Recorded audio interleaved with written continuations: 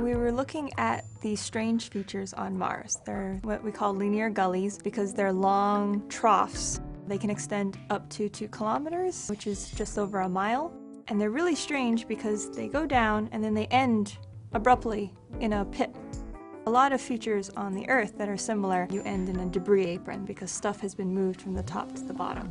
But these don't have the apron, they just have a pit at the end. And so we were wondering how they could form.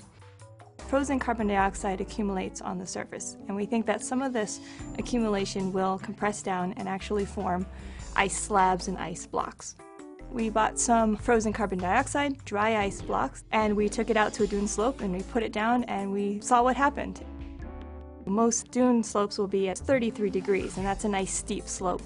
And so we did it with a water ice block, and the sand got wet and it didn't move, and we did it with a wooden block, and it moved 3 inches and then it stopped. The dry ice block, we expected to see a bit more activity, but we didn't expect it to just move and move and move and move and keep moving all the way to the bottom. But even on the other side of the dune, which is more like 6 degrees, it's very shallow, we put the block on and we pushed it and it would just slide right down, and the only reason it stopped is because it hit the bushes at the bottom. Dry ice, as it heats up, turns into gas. It pushes against the sand as it comes out. After a few hours, it's scooped out a nice little area, and so you have a feature that looks like what we see on Mars. They will move down that dune slope and carve out a shallow trough.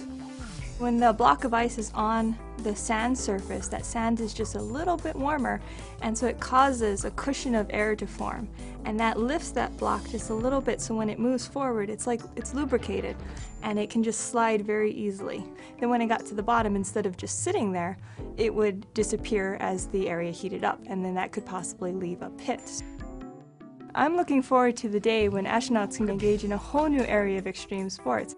They could snowboard down these carbon dioxide covered dunes on a cushion of carbon dioxide. They would just shoot right down those slopes. It would be amazing.